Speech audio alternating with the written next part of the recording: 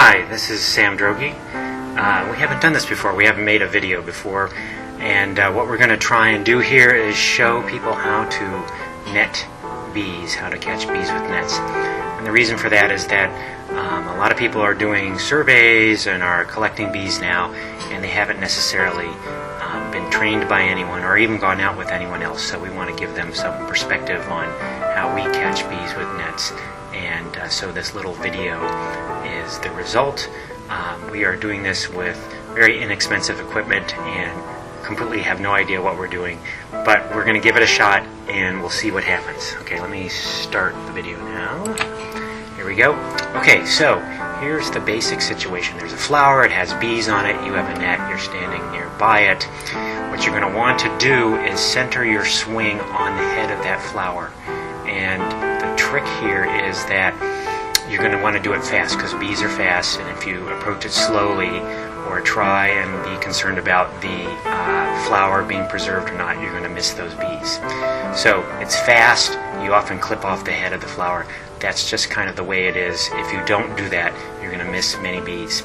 Okay, so after you catch a bee, you can flip the tip of the net over, and then you snap the bees down into the bottom, and then at that point you can grab the net below and the bees can't escape, and you can walk around with the net flipped over like that. Okay, here we are out in the field again, and I haven't got anything in the net, and I'm holding the tip of the net against the handle, getting ready to start. There's some more goldenrod, bees and wasps, all kinds of good things on there. As I'm collecting, I'm snapping the catch down into the bottom, and that means I can grab about the top of the bees and wasps, and they're not going to get out, and they're also not going to sting me like that.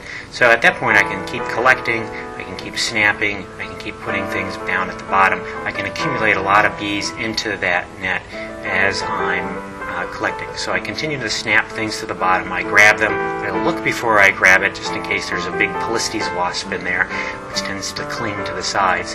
But there's no reason for me to have to clean out my net and to put things into the killing vial after just catching one bee. It's much faster to keep collecting and to accumulate a large number of bees and wasps in your net before taking them out. Okay, so we're continuing to do that. I can pick out the grass, and the heads of the flowers in there after I snap them down. The bees don't usually escape that quickly.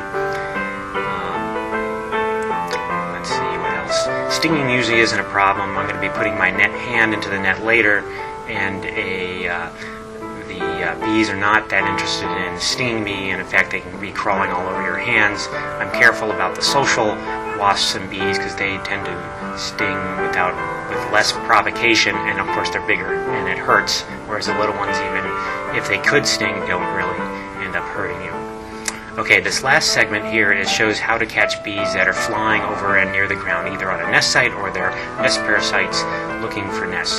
You really can't swing at them very effectively because they're so close to the ground, your net drags on the ground and you have very little surface area in which to catch the bees. So what we're going to do is slap the whole net head onto the ground very quickly. Again, they're fast. Slap it down, then I walk over and I pull up the tip of the net, and the natural inclination of bees and wasps is to crawl upwards. So, and it actually takes quite a while. So you're going to sit there, you're going to look for the bee or wasp, crawl up, then I pick it up very quickly, pull it back, and snap everything to the bottom, and then I look and see whether I've got it there or not. Now, in terms of taking bees out of the net, so I've got a load of bees in there. I take my vial, which is really just a centrifuge tube filled with alcohol or soapy water.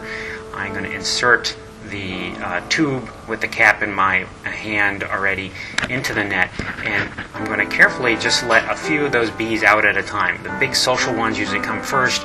I can grab them off the edge of the net, holding the tube against the netting, and often they need a little bit of encouragement, so you see me tapping the tip of the net down. I'm just really popping them into the water. Once they go in, they don't come back out, which is very different from, say, a kill jar with ethyl acetate or cyanide in it. That's the nice thing about collecting directly into alcohol. You can use our processing things later to get them back into good shape, because that's one of the problems with alcohol, is unless you process them well, they're not going to look very good afterwards. So I can keep doing this, and I can have a large number of bees and wasps in there. And my final procedure usually is to scrape the little ones off the sides of the net. I hold the net up, bees crawl to the top. While they're doing that, I can see them. I can pull the netting over to the side, and just by scraping the bottle up, I can get them in. Well, that's pretty much it. I guess if there's questions, you can email or phone me. I hope this has been useful. Thank you very much.